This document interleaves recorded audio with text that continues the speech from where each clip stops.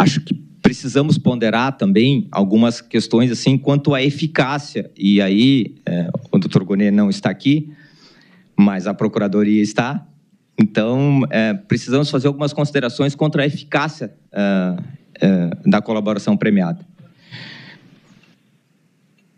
Não é exigível que se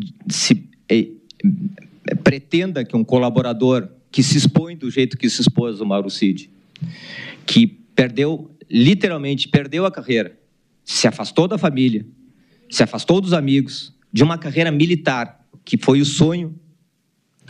Não é exigível que ele consiga trazer detalhes que a investigação, por argumentos que nós não tínhamos acesso, que por detalhes, um ou outro, acabe numa contradição. Eu não posso exigir dele, pelo abalo psicológico, por toda a estrutura, por tudo que ele sofreu durante a pressão, sendo procurado, vamos mudar de advogado, vamos mudar a tese.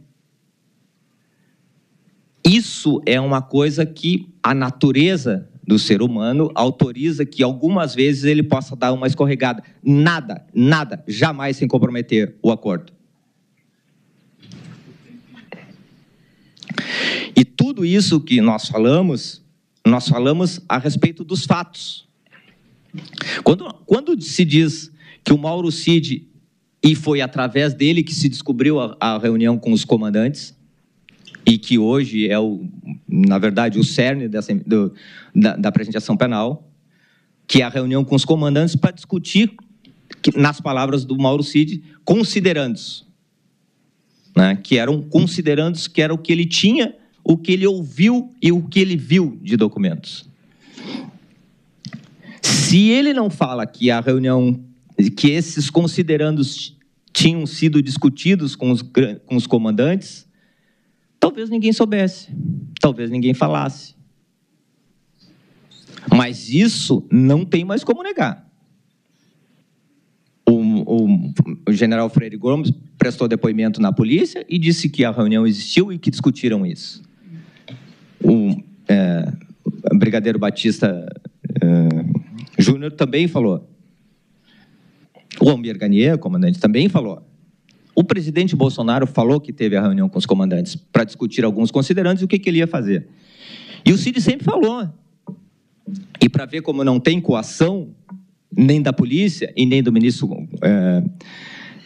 relator, que o Cid sempre disse, e as palavras dele ficaram no processo, elas estão registradas lá. Ele disse, eu jamais acreditei que o presidente Bolsonaro assinasse qualquer documento que subvertesse a ordem constitucional.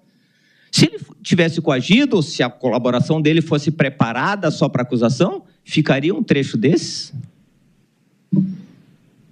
É evidente que não. Mas ele falou. E ficou lá. Qual as versões que ficaram na colaboração premiada do Mauro Cid? As versões que ele deu, que ele gravou. Os embates com a polícia, com o delegado, é normal e está dentro dos termos.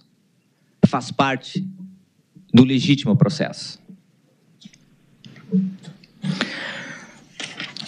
O professor Paulo Gonet fez algumas considerações, apontando, inclusive, que o Mauro Cid resistiu ao confessar os delitos. E eu, além de não concordar com a denúncia do professor Paulo Gonet, vou discordar dele também nesse ponto. Porque eu não acho que ele tenha resistido. Ele falou tudo que sabia. Entre falar tudo que sabe e praticar tudo que viu, tem uma diferença muito grande. Eu não posso imaginar que o Cid tenha tentado dar um golpe de Estado quando ele já estava, em março, nomeado para assumir o batalhão de Goiânia, com casa alugada, os filhos matriculados no colégio. A vida dele seguia fora da ajudância de ordem. E, na verdade, a ajudância de ordem só atrapalhou a vida do Cid, para ser bem sincero. Então, nós não podemos imaginar que ele tivesse que confessar para falar o que sabe. Aí nós não teremos colaboradores. E até porque fazia parte lá do acordo, e está lá. Eu não vou atrapalhar vossas excelências, porque o julgamento vai ser longo, mas ele está lá. em uma das cláusulas do acordo, que a obrigação dele era falar o que tivesse conhecimento, o que participou ou tivesse conhecimento. Foi isso que ele fez. Ele não confessou, ele não tinha conhecimento do punhal verde e amarelo, ele não podia falar sobre ele porque ele não tinha conhecimento. O Copa 22, ele não tinha conhecimento, não fazia parte dos grupos de WhatsApp. Ele apenas, e tão somente, ele recebeu um arquivo, que isso, Vossas Excelências, já foi extensamente discutido aqui. Então, ele não tinha conhecimento desses planos. No início, e lá no recebimento, ministro Fux, Vossa Excelência disse que precisava, ao final, examinar a colaboração premiada do Mauro Cid, porque ela teria feito 11 colaborações. Eu só vou fazer uma ressalva aqui, ministro, porque ele fez uma colaboração e deu, acho que até mais de 11 depoimentos. Eu não vou precisar, porque eu posso me equivocar, mas até acredito que mais.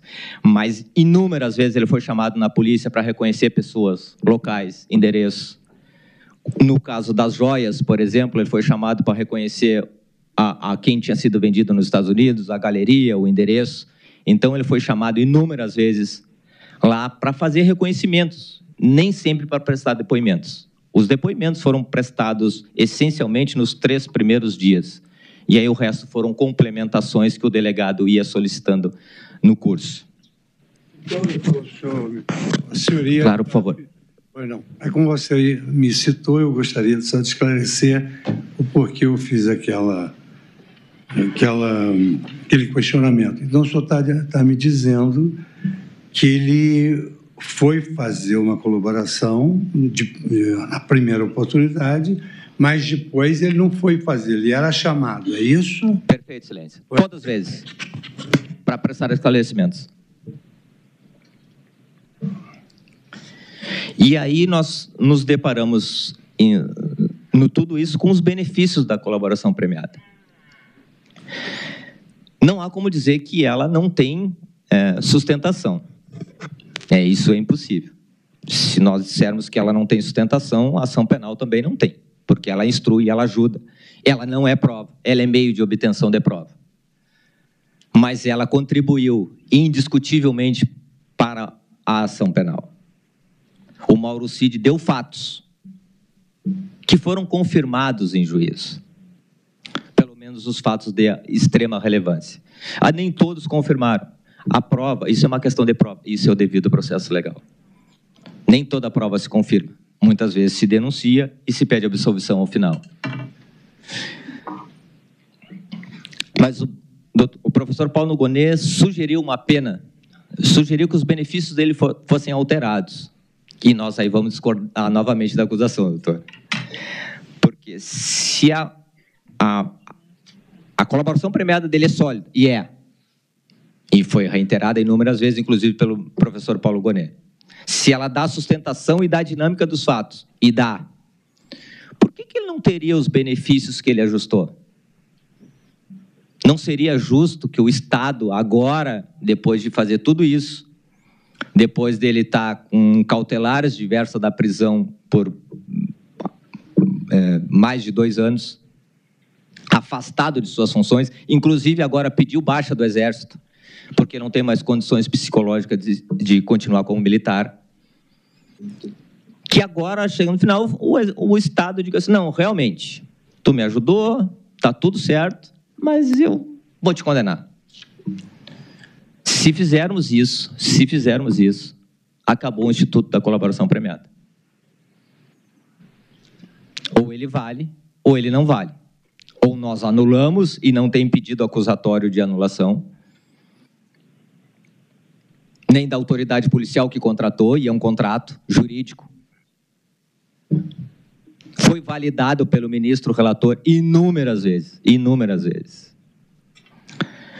Então, fazendo essas considerações, já avançando além do tempo, e não posso me passar no tempo do meu professor, eu peço a confirmação da colaboração premiada com todos os benefícios ajustados, nos termos das nossas alegações finais. Muito obrigado a todos, a Vossas Excelências, pela atenção.